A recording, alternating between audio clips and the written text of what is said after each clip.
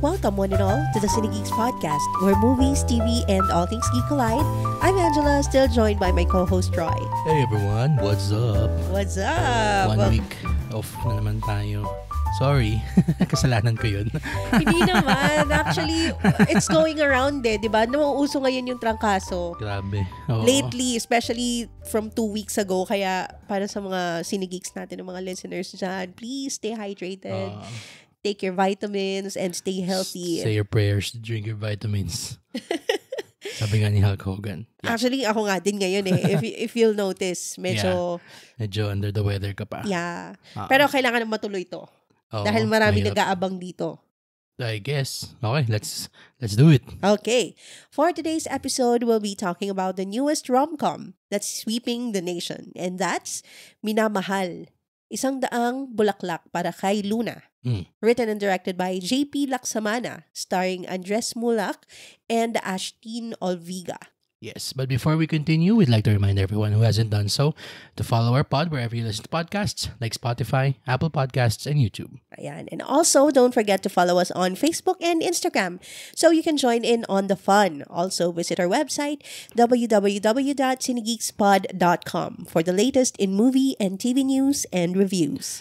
Send us your questions, suggestions, and violent reactions to our email address, cinegeekspod@gmail.com, and join us on our Facebook group called the Cinegeeks Hub. There, you can interact with us and your fellow Cinegeeks and post any movie or TV news or your opinion that you can find, or kung may maisip kayo, basta wag NSFW. Just keep it PG. Okay. All right, with all that out of the way, let's go ahead and talk about our movie for this episode, Minamahal.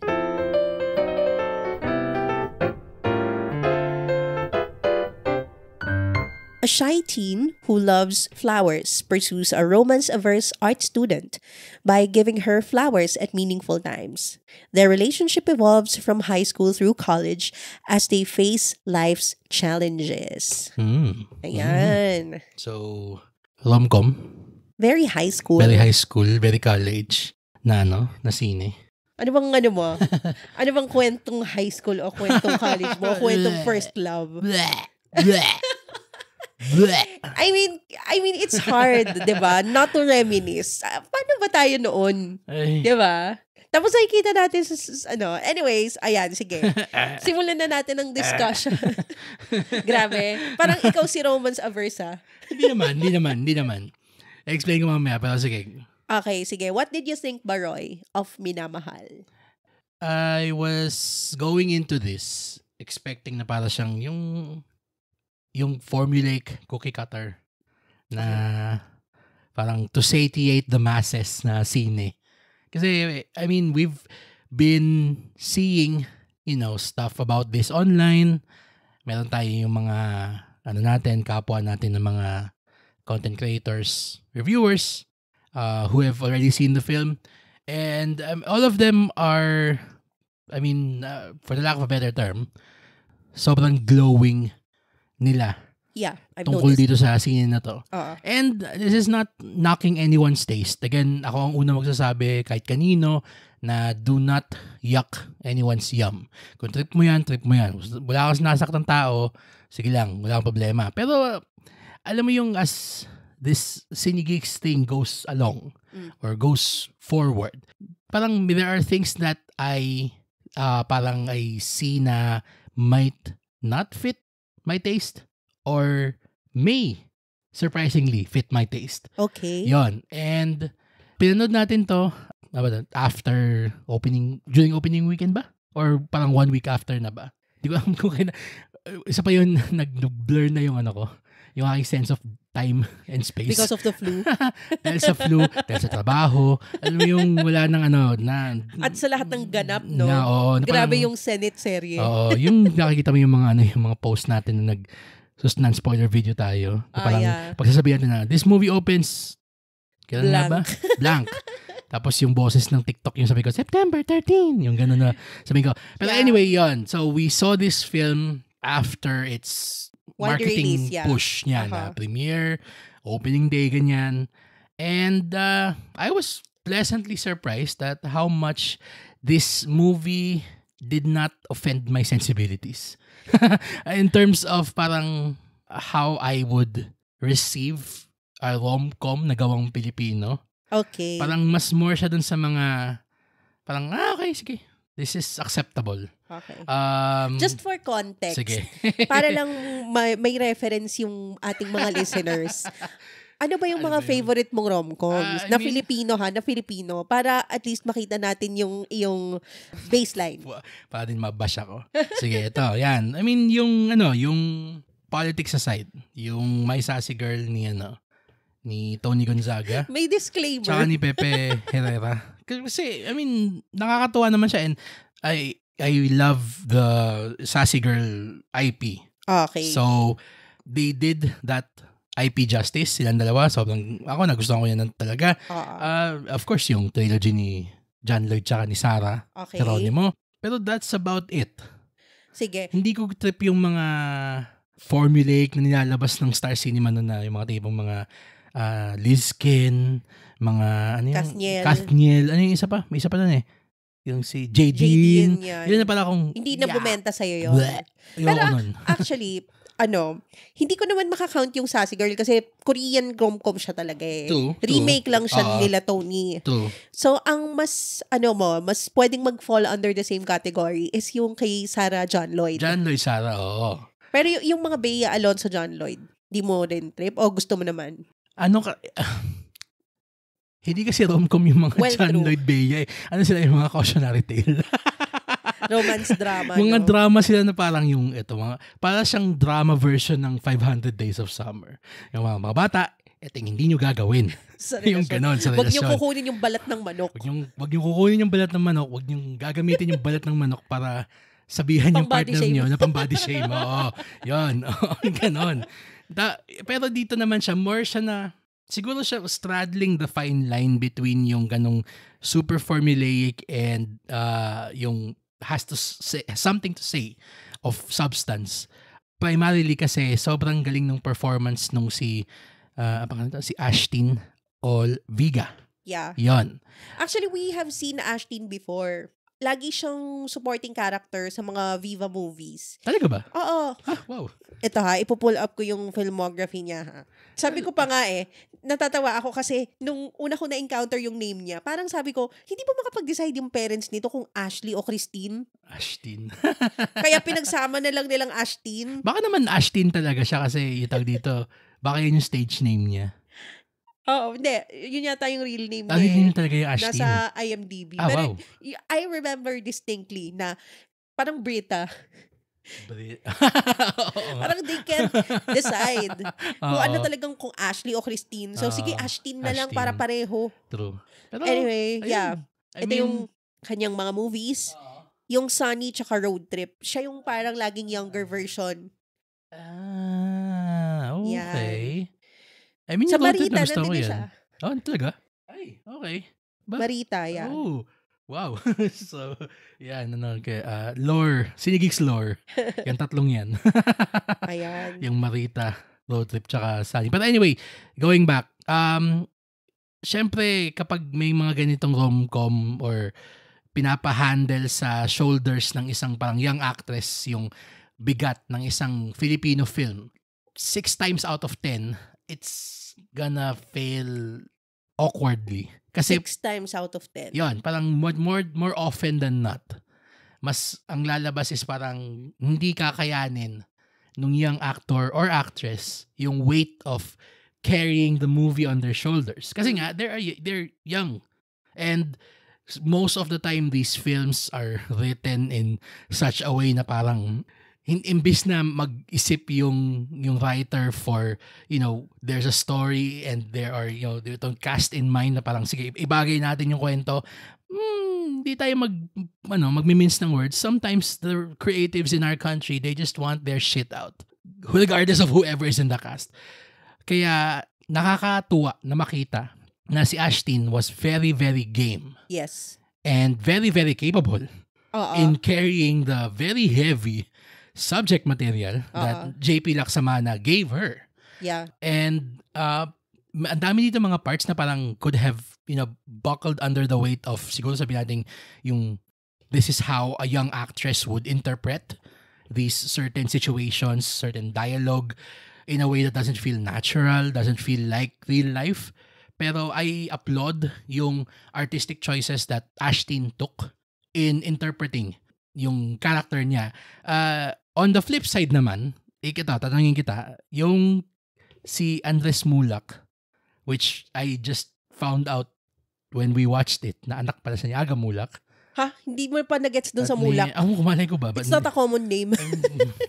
anak ba ni Aga yung mga yung mga ensaymada? Mulak din yun eh.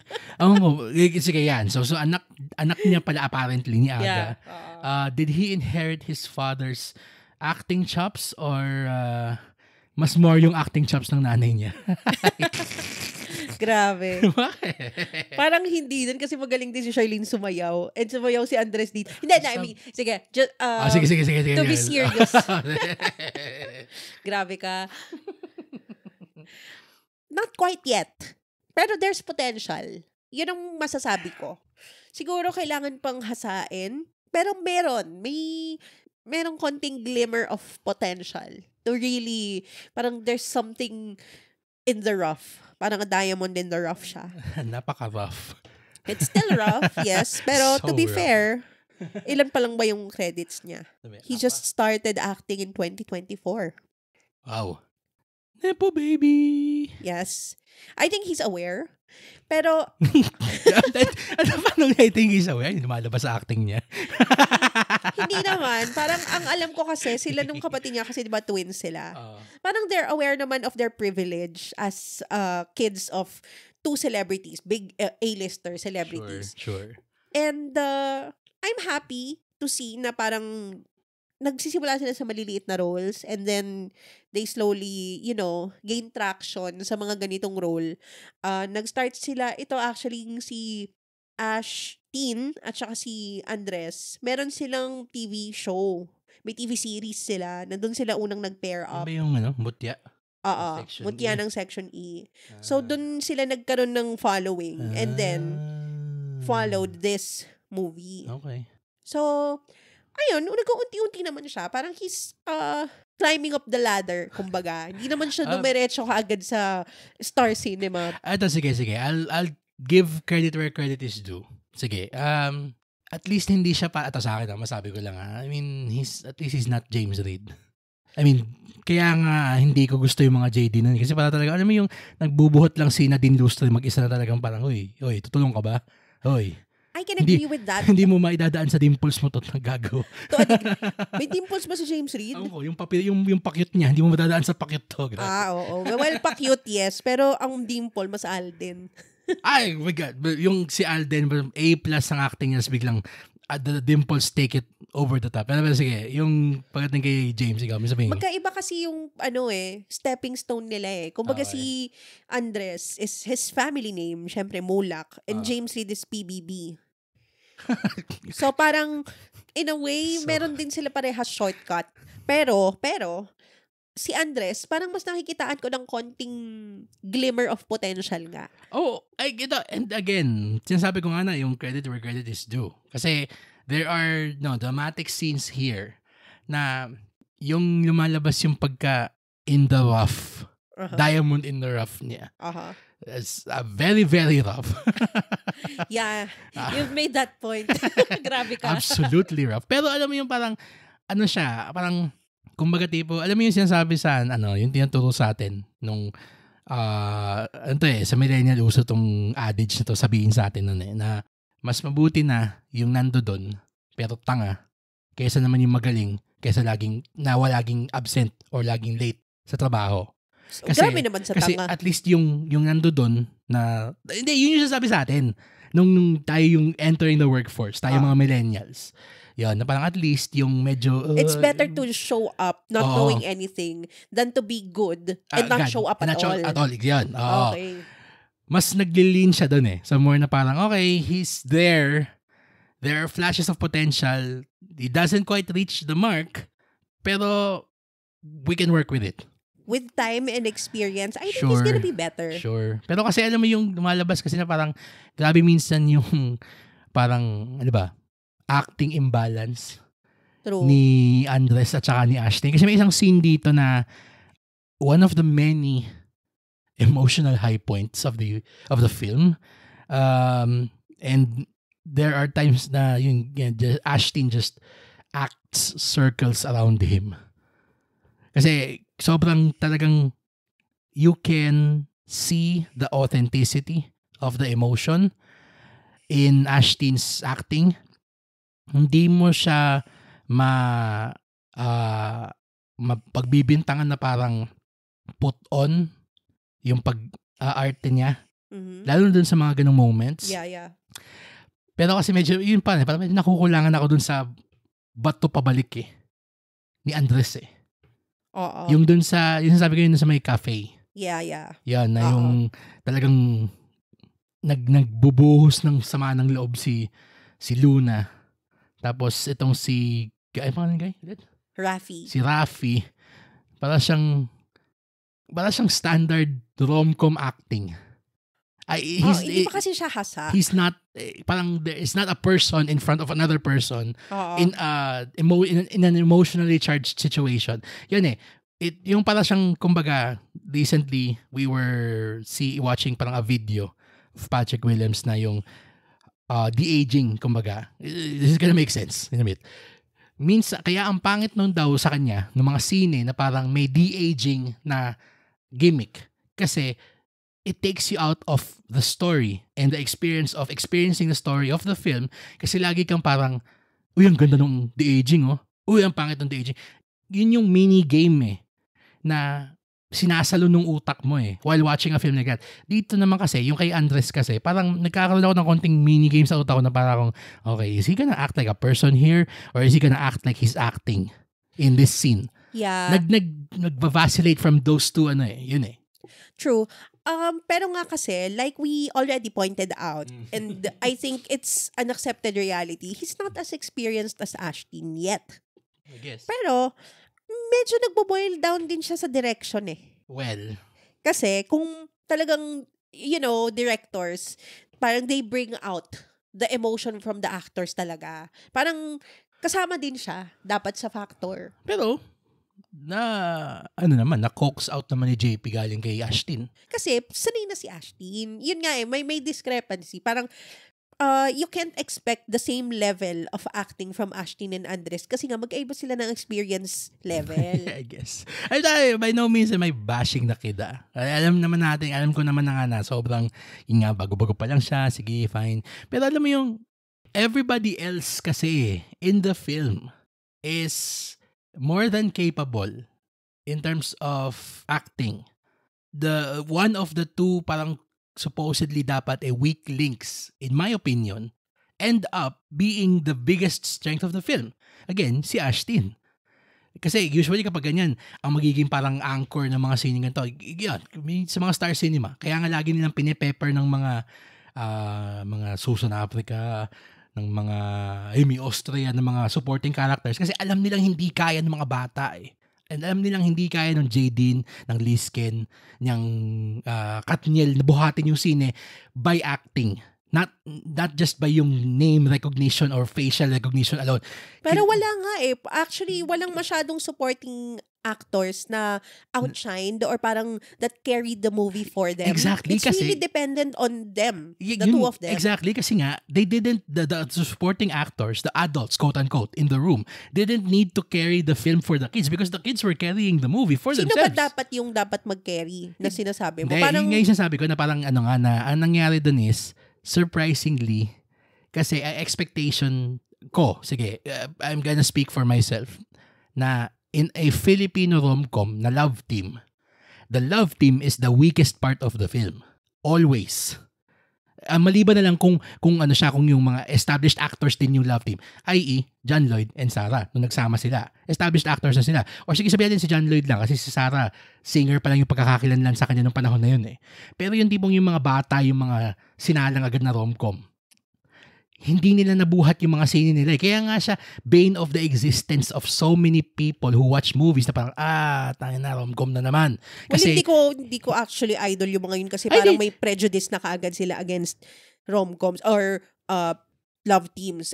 Napaka short-sighted naman nun and narrow-minded to think na basta love team, hindi na kaagad maganda. Pero, I despise those kinds of reviewers na nagsasabing ganun. Pero kasi, those films don't do themselves favors as well. Na, sige, meron kanyang mga detractors. Ang mga, yung genre na to. Specifically, yung mga output from 15 years ago. Mga 2010s na mga rom-com. Yung ganon. Ang problema, meron na nga silang detractor, hindi pa nila ginagalingan.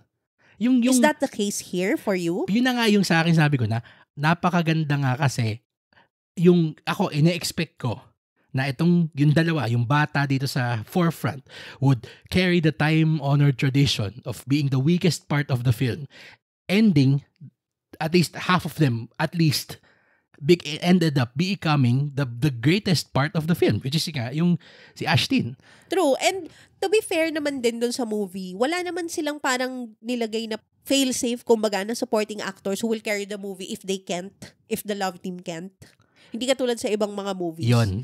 Wala rin silang parang pwedeng sandalan na big name actor na supporting Wala. Nakatulad halimbawa sa kung andyan yung may nanay na kilalang pangalan. Or halimbawa yung dakilang tatay na na laging wisdom central, si Altantay, yung mga ganun. Wala namang ganun. Walang ganun Actually, meron ngang ganun sa A Very Special Love Yun. Just to foil Sarah Geronimo's character. Oo, pero kasi ang naging ending dun is, at least in the first film, nagamit pa rin siya. Kasi may konting inexperience pa nga si Sarah Geronimo as an actress din. Pero even then, parang nakadadala din niya. Oo. Pero kasi marami ng credit si Sarah before that. Yun. Nag-TV na siya, marami na siyang nag-teleserye na siya. And to be fair din naman, I don't want to keep on, bashing. Hindi naman sa bash, pero parang mataas lang talaga ang standard natin. Yun lang yun. Ayokong ibaba yung bar ko doon sa mga bagay na alam kong hindi naman magmi-meet nun. Kaya nakakatuwa na doon, in my personal, very high standard for acting, Ashtin reached it. Ayaw naman sabing surpassed it kasi that would mean that there's no room to grow. Pero, for improvement, oo. Pero comparing them, si Andres, napakalayo pa.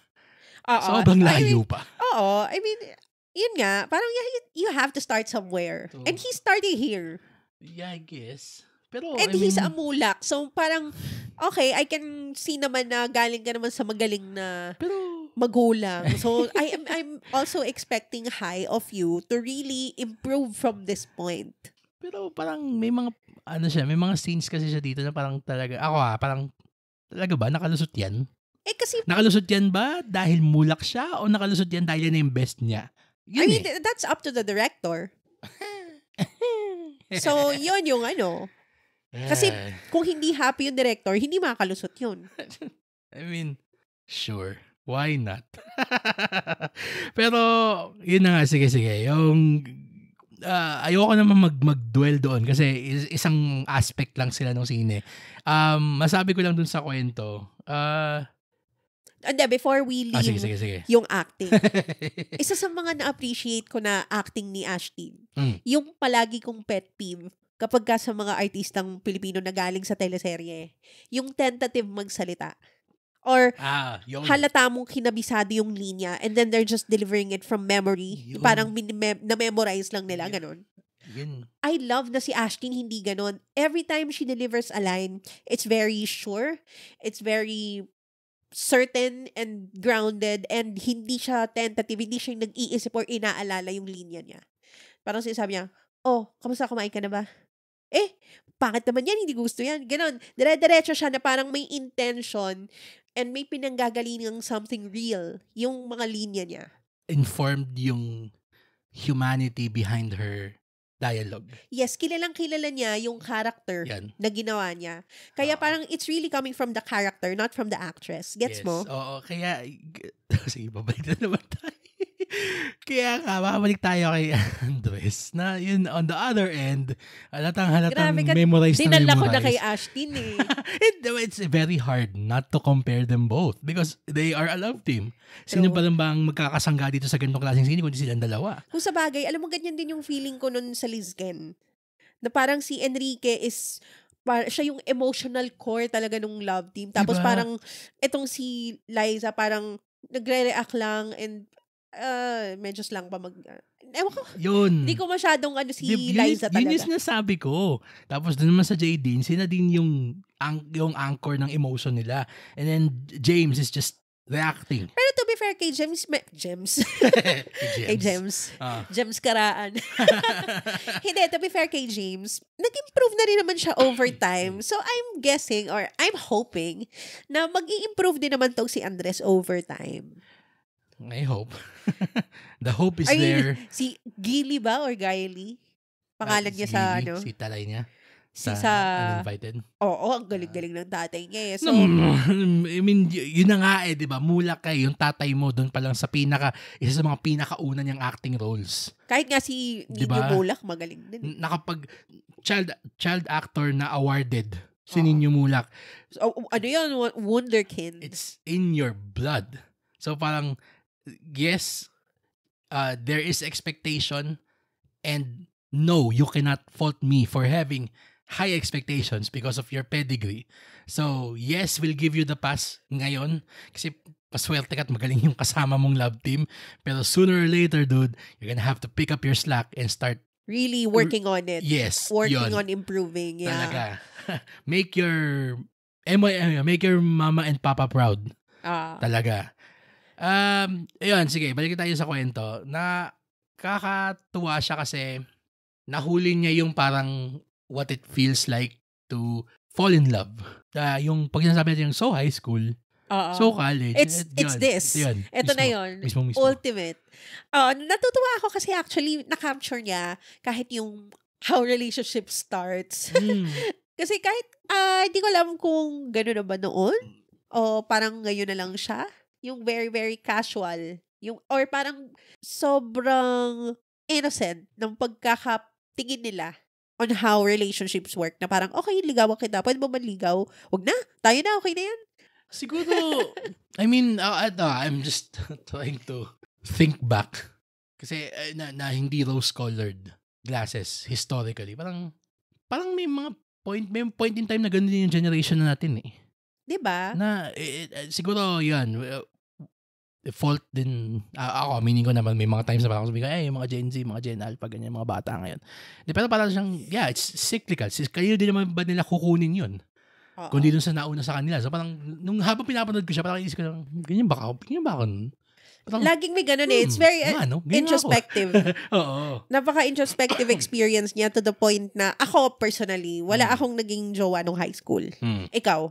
Wala. High school, wala. Wala. Diba? So parang, pero, marami akong friends, classmates, na ganun. So, witness naman ako sa kung paano nila-form yung mga relationships nila. And I can honestly say, nga, no? na ganun nga. Na parang, sobrang headline sa buong school kapag, huy, nag-holding hands si ganito, tsaka si ganyan. Oh my God! Or makikita mo na lang isang beses yung classmate mo na may kadikitan niya yung isang classmate yung babae. I mean, sa yung mga guys na classmate ko, parang, kahapon, magkasama lang kami, punta kami computer shop. So, biglang kinabukasan, uy, ba't kasama niya yung taga-ibang section? Tapos makikita mo lang kapag recess, kapag lunch break, kapag after school, basta magkasama sila, ibig sabihin, magjowa yun. Ganun lang yung concept natin noon ng magjowa, ng boyfriend-girlfriend. Pag magkatabi lang kayo when you just sit together. Pero may mga walk together. Yung pagdating na nung college, doon ako para kung alam mo yung yung parang uncomfortable laughter na siya kasi parang ako, shit. Anong college na? Anong college na, parang God. Parang akong nagsislink down ako sa upuan ko in shame. Parang, shit, ganun ako ng bata ako. Sakto ko. So ganun ka rin katulad ni Andres. Yeah. Kaya pala mainit ka kay Andres kanina pa. Project Andres, ka. Kasi bakit ganyan yung, ba't mo ina-acting yung kung ano kami, nung college kami. I mean, ikaw. I can confirm nor deny. Kaya pala kaninang pahat eh. Kay Rafi, hindi kay Andres. Lumabas din. Lumabas din yung katotohanan. So, kung nakikinig ka, Andres, hindi. nakikita niya kasi yung sarili niya sa'yo. Kainis. May mga aspect dito na, I mean, hindi, it's not his acting nor siguro yung parang the person itself in a meta aspect. More siya na parang yung how it's written. It's very authentic. Yes. Yan. Hindi ko lang ako agree dun sa parang kung paano niya binabali-bali yung kwento in acts. Na parang yung 5 years later, 6 months later. Yung mga ganun na mga, may time breaks na parang alam mo yung nasa parang Captain America Civil War. Yung malaking letters. Boom. Yung ganun siya. Parang siyang ganun eh. I mean, sige, fine. It's an artistic choice. And I guess siguro look with a bit more time, it might grow on me. Pero buti na lang yun nga, sobrang authentic nung experience. Yun, siguro hindi na kailangan niyang sabihin na move forward yung time. I mean, there is a more creative way to show the passage of time. Oo. Hindi, not necessarily, anong, it's a bit lazy. Yun. Pero, if you would ask me. Yun eh. Siguro, I guess that's what I felt. Na parang either you're gonna do it creatively or don't do it at all. Just rely on your audience to piece it together. Kasi mag-iiba naman yung panahon eh. May magandang example dyan. Yung 5 breakups na romance. Paano nga ba ulit yun? Ano nga ba? Yun, may passage of time. Kaya nga, paano nga pinapakita doon? Di ba nagpapalit lang bigla? Parang mag-act break lang siya bigla. Mag-fade out lang, tapos biglang, nag-iiba yung buhok nila, nag-iiba yung wardrobe nila, nag-iiba yung setting. Yan. And, okay, here we go. Ito na, I have to talk about yung parang glow niya. Yung color grading or yung parang filter, parang may filter siyang nakalagay. Alam mo yung throughout the film, punas ako ng punas ng salamin ko. Baka wait, ako ba yun o yung screen yun? Sobrang labo, sobrang smoky and hazy. May halo filter siya na hindi maintindihan. Alam mo, naalala ko lang, may ganyan sa Drag Race eh. Sa mga nanonood ng RuPaul's Drag Race, you know about season 1 filter. Okay. Kasi yun yung filter na sobrang labo talaga. Parang talagang yung pina-smoothen talaga yung mga mukha nila. Kaya ganun ka labo yung filter. Parang sinutan to. Using snow. napaka high school talaga natin. Snow pa. Para siyang merong RuPaul Drag Race season 1 filter na sobrang labo niya and sobrang blurry niya. Siguro pwede sanang gumana yon kung sa simula, yung high school segment, doon ginamit lang. Tapos, tama. pagkatapos nung pagdating ng college na, wala na yon. Dito, lalabas yung creative way of passage of time. Sana. Parang dapat strategic mo ginamit yung filter na yon to show na this is from the past, na this is a flashback. True. This is from 10 years ago, maybe. Ganon. True. Masabi lang natin, nakakatuwa kasi, syempre, pag Viva na sine, diba, hahanap sila ng paraan kung paano i-promote yung kanilang corporate synergy. Yes. Yeah! Pero nakatatawa ako kasi may fake out siya. Ang ini-expect ko kasi may scene dito na parang unang kain nila, yung date nilang ganun. Akala ko, saan sila kakain? Boteju. Wing Zone. One of the Viva restaurants. Or Viva Eats, ganun. Tapos biglang, modern siyang, swerve! Boom! Bistro, baby. Subverted. Expectations subverted. Diyan may bistro group. Pero eventually din naman, later on in the film, may bumili sila ng pagkain na, hindi rin nakatiis. Hindi rin nakatiis yung boteju. Gagi yung waiter pa yung nagdala. Straight from the kitchen. Papunta sa school. Papuntang UST. May boteju ba malapit sa UST? Nilakad lang ni Kuya. Sa mga UST listeners, comment kung meron. Ginamit nila sa Philippine Republic University. UST ba yun? Mukha naman eh. Kasi yung open grounds tapos yung mga buildings sa likod. Hindi ba Adamson? Hindi. Ang Adamson nasa loob ng U-Belt yun. Open space to eh. Tapos may mga buildings sa gilid. So, mas UST siya. Okay. Yan, so parang yun. May boteju ba malapit sa UST? Correct us if we're wrong kung hindi UST yun sa mga nakapanood. Ikaw yung nakapanood nung Stella eh. Nung Awit. Which Stella? Yung last ni JP, yung Stella. Yung Awit. May ano yung doon? Ano yung Viva Eats doon? Boteju din yata. Boteju din. I don't remember actually. I don't remember. Alam mo ba na parang hindi ko alam kung paano nila ililink to. Pero yung 100 trilogy, maybe? Pero may 100 bulaklak din para kay Luna. Magkapatid si Luna at saka si Stella. Magpinsan. I mean, hindi eh. Iba, hindi ko alam. I mean, kung paano niya i-connect yun. Bakit 100 din? 100. May numerology si JP. 100. And I don't think this is part of that trilogy. Wala. Kasi ito, may sequel baiting to eh. Yeah, meron. Huwag na spoil. Yan, siya, standard. Actually, sige, yan. On that note, hindi din offensive para sa akin yung sequel baiting niya. Really? How so? You hate that? You hate that? Yes, I do. I hate sequel, especially sobrang crass na sequel baiting na parang, Sa Marvel nga, hate na hate mo yan eh. Or sa, sa Hollywood films Gusto ko na merong closure yung scene eh. Oh. And then, sige, mag-sequel bait ka, pero tapusin mo muna yung kwento dito. Wag yung, hindi tapos yung kwento sa scene na to. Parang tipong, parang yung Mortal Kombat 1. Diba? Na parang obvious na commercial siya para sa Mortal Kombat 2. Nalalabas next year. Yung ganon. Yung at least natapos yung kwento. Okay. Nung kanilang childhood. May definitive end siya. And then, there's a tease for a volume 2. Which is what you want. Which is what you like. Na parang may evolution. Yun, dapat ang sequel is the evolution of the story. Not a continuation. Pero kailangan buo yung book 1. Buo muna so yung to book speak. And dito naman, I found it na buo siya. Same din naman dun sa Stella. The Stella serye. Stella serye. Kasi yung Tula, meron siyang definitive end. Pero, actually, parang wala ngang sequel baiting yun eh. Yung parang, wala. Yung Tula. Tula, wala. Oo, pero nagkaroon na lang ng sequel because of the clamor, because of the cult following. Sure. Pero, ayun nga, let's talk about the awit some other time. Pero yun lang naman yung parang connective tissue niya. It's just the title. Yeah. Unless there's something else, which is, hindi ko alam. Magkakaroon siya na 100 verse. Ano pala, no? 100 verse. Multiverse pala. 100 multiverse. 100 multiverse ni JP Laksamana. Buti hindi siya nag-wing zone ngayon Nagsawa na siya sa wing zone. Buti yun naman. Parang yun nga yung mas i-expect ko sa mga students mas wing Alam mo, zone. eto nakainis ako. Yun nga ako to, di ba? Nainis ako kasi parang tuwing wings ba dun? Sa wing zone? Hindi naman. Sorry, go ahead. Hindi, masabi ko lang kasi parang nakakatakam lagi makakita ng bote sa sine. Pero pagkakain ka sa restaurant nila, parang bagal-bagal nila mag-serve. Naging restaurant review na to. Resto Geeks. Hindi, yung May lifestyle geeks na tayo may para lifestyle sa food. Geeks na pala tayo yun. Ayun lang, nakakaano lang na parang masarap sana yung pagkain nila. Kaso ang bagal nila mag-serve. Kahit ikaw lang yung ikaw lang yung customer doon sa loob ng restaurant nila. Oo nga. Di ba nung kumain tayo sa Magnolia nun? Oo. Parang tayo lang yun sa loob. So umabot pa ng mga kalahating oras yung Hindi ko alam kung there's something about Robinson's Magnolia na ang bagal ng lahat ng service ng food doon. Diba? Kumain din tayo sa Bored and Hungry. Tapos, ang tagal-tagal din. Kahit walang katao-tao, parang kakabukas lang yata ng mall nun. Oo.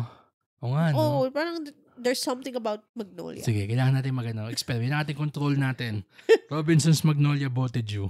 Pero, 30 minutes serving to be fair, yung Bote Ju sa Mega Mall, okay lang naman yung service time. Sige. Thank you for reminding me. Sige, to their credit, yung Bote Ju sa Mega Mall, maayos naman. Tsaka masarap yung food. Yun yung nakakainis kasi parang tuwing laging gusto ko mag-aaya ako sa ito, mag-Bote Ju tayo, parang mapaisip ko, ano kaya kabagal? Kaso ang tagal, gutom na ako. Pero wag ka, kapag umorder ka sa Bote Ju, may libre kang 1 week ba? Sa Viva Max. Yun lang yata yung habol mo eh. Sure. Alam mo, pag nabigyan tayo ng ganun, ibabalik ko sa kuya, sa'yo na yan. Sa'yo na yung stuff na gamitin mo. Sige. Sabi ng waiter, yes! Ay, nako. So, yun. Just to wrap this up, napakagaling ni Ashlyn Malviga. Talaga. Yeah. She is one to watch. Yeah. Na actress on the rise. She's very good. Very good. I just wished that yung kanyang katandem was, as good as her. Kasi if Andres was, let's say, 1/4 as good as her, this would have been a very different film. Kaso ang problema kasi, yun nga, nag-act siya as if, sabi mo kanina, he's memorizing lines. Oo. And wala pa talaga, hindi ko pa nakikita yung emotional depth sa acting niya. Pero that can be learned, that can be improved on. Yun. So, siguro ito na yung magiging baseline natin. And we will follow them with interest. So, masabi ko lang I mean, hindi naman siguro parang madami yung sample size natin kasi isa lang yung napanood ko. Pero, I am reminded of another actor na our peers, ayoko naman sabihin look down on, pero parang hindi siya highly regarded. Pero mas magaling pa siya kaysa kay Andres. Alam mo yung si Marco Gallio, dun sa QC Alabang. Oo. Mas Pero magaling, actually, mas okay pa si Marco doon. nung umpisa din parang ganun din. Yeah, yun na nga eh. Parang kita mo na kung saan siya naghahanap ng groove niya eh. Eventually, the film, parang yung just sweeps him up and nagpadala na rin siya na parang, sige, I'm gonna start acting na hindi yung I'm memorizing lines. Oo. Kaya talagang ang ganda nung back half ng scene na yon. Ito kasi, gumaganda na yung kwento sana. Kaso, kita mo, uy, tama. Uy, wag mo memorizein yung linya mo. Tapatan mo. Tinatanong kayo yung class card mo nasaan, bakit mukha kang tuod dyan? Yung ganun eh. True. May mga ganun yung moments. Pero hindi. Ito nga. Sige. I will forgive him this time. We have to. Kasi, I'm pretty sure, nagkaka-notes naman yan sa tatay niya. Oo, kasi everybody starts from somewhere. Okay. Lahat naman tayo beginner sa umpisa. Fine. Okay. And he just started acting last year. So, parang sige. Pero next time ha, Andres, you have to be better than this. True. Yun na lang. Pero, sige, pagbigyan natin ngayon. Galing kasi ng tatay mo eh. Siya yung best actor namin last year eh. Sobrang galing kasi ng tatay mo. At saka, asar na si Roy dun sa character mo. Kasi it reminded him of himself. Bakit kasi ako yung nasa sine mo? And ganun ka rin makatuod nun. Hindi naman. Yung totoo. Hindi. I promise, hindi. So, mas over-dramatic ka. Ganun ako kaklingi. Mas okay pa ako. Pero hindi ako ganun ako katuod. Okay, pero sige ito. Ultimate question. Bago sige. natin tapusin tong na to, Sige. episode na to. Kinilig ka ba? I mean, hindi naman siya yung talagang Yung totoo. May mga parts. Saan dong part? Anong part mga nakakakilig sa'yo? Nakakakilig din sa akin. Yung mga tender moments nila. Yan, yung dun sa quiet moments, nagsashine yung chemistry nilang dalawa eh. Hindi necessarily dun sa mga parang quote-unquote big set pieces eh. Yung parang, yung isang part dun na yung may sakitata, si Luna, tapos parang inaalagaan siya ni Rafi.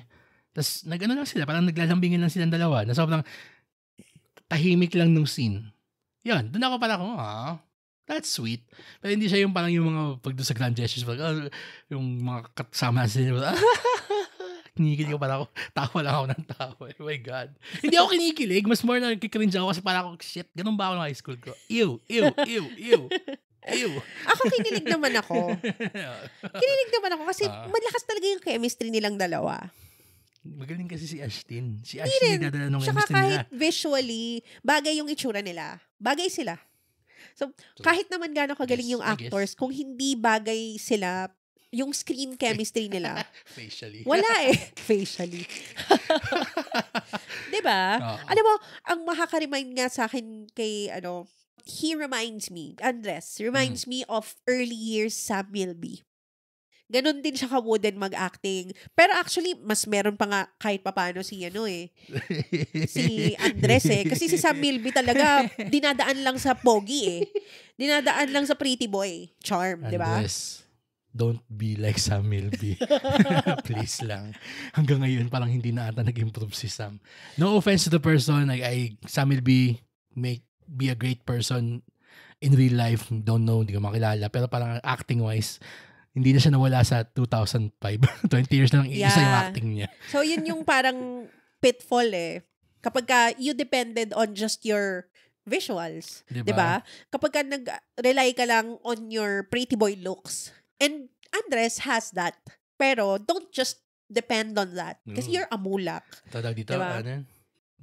Biglang sa sobrang mapakinggan nito ni Andres Mulak, tapos bigla man siya, oh my God, I'm so sorry. Naglaman ko bigla siyang gumawa ng remake ng sa aking mga kamay. Putong ino. Bigla naging serial killer bigla. Prepare to eat your words, let's go, Roy. Man. Go. Let's go, man. Roy? Sige. Magsalita ka ngayon. Sige. Biglang kasing-kaling ng tatay niya, no? Pero hindi ito naman ang masasabi ko. Just to close yung kay Andres. Sige. Pagdating dun sa mga pakilig, dun sa mga light moments, kayang-kaya niya eh. Kaya-kaya niya yung charm lang, yung ligawan nila. Kapag yung kinikilig moments ni Andres, ang galing niya eh, nakakatuwa eh. Parang nafe-feel ko yung kilig niya. Alam mo, na-realize ko na kung sino yung kung naiisip ko lagi pa nakikita ko siya on screen pala. Putek. Sino? Kamukha niya si Nicholas Braun. Si Greg sa Succession. Oo nga, no? Kasi dahil matangkad din. Matangkad. Tapos parang yung sobrang hukot, natangkad. Tas awkward. Gumalaw, awkward magsalita. Na parang, kaya siguro hindi ko siya seryoso na nakakinig. So parang, fuck you doing, Cousin Greg? Sa mga Succession fans dyan, shout out. If you know, you know. Yeah, I think lang din talaga. This role was not written for him or with him in mind. Pwede. So, doon din talaga nagkakaano doon sa casting And how does a director-writer adjust the characterization based on the actor that they got? Or not at all. Yun. Kasi masyado na you have to play... Deep into pre-prod. You have to play with your actor's strengths Yun And si Andres, magaling siya sa pakilig. Magaling siya dun sa high school, yung parang Gerald Anderson. Pwede. Pero, yung pagdating sa drama, wala pa siya doon. So, the story was advanced level for him. Advanced ba sa kanya? Yun lang. And it was not his fault. Hater. Grabe ka. Nagpo-project ka. Pero I still liked it. I had fun with it in spite of yun yung obvious na shortcomings ng scene. Ako, I'm gonna give it a B+. Same. B+, yeah. B+ is good.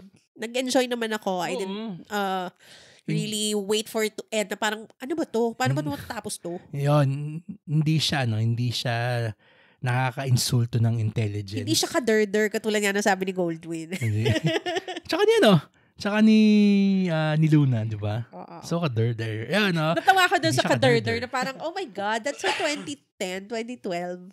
Malay mo, yun pala yung time frame nila. Hindi Na 2010s pala silang yung high school nila. So, young millennials. Itong dalawang to. Pagdating dun sa sequel. Kasi dapat may trabaho na sila. Naka-smartphone na sila Speaking of, ma-point out ko lang. Maliban nun sa yung expected na botedyo. Napaka-egregious nung isang may sequence dito na talaga tinuturuan tayo kung paano gumamit ng smart magic data. Natawa ko doon. Pure gold ba to? What? Yung pagka-product placement kaya parang pure gold. Mas maganda pa nga, mas napaka-subtle pa nga ng product placement ni Pure Gold. Yes, we love Sina Panalo, Pure Gold. Yung tipong, yung, halimbawa, magtitimpla lang sa kape. Tapos biglang ipa-flash ng sobrang mga 2 seconds yung great taste, ganyan. Tapos tapos na. Pero ito habang nag-dialogue sila. Tapos nag-activate ng nagpo-promo ng magic data sa cellphone. What? Natawa din yung mga kasama natin sa sinehan noon. Na parang, hala, ano ba to? Smart ang tagal. Parang 20 seconds yata yun. Tagal niya talaga. Oo. Tapos talaga siya yung gitnang-gitna. I mean, sure, we gotta pay the bills. Skip ad. Hindi siya mas-skip ad. Skip ad. Akala ko ba naka-YouTube Premium ako? Bakit hindi ko mas-skip ad? Skip ad. Hinagalaw ko yung screen. Hindi ko magalaw. Ay, nako. Ayan. So, yeah. B+ for Minamahal. I mean, if you're a fan of the 2, you're gonna eat this up.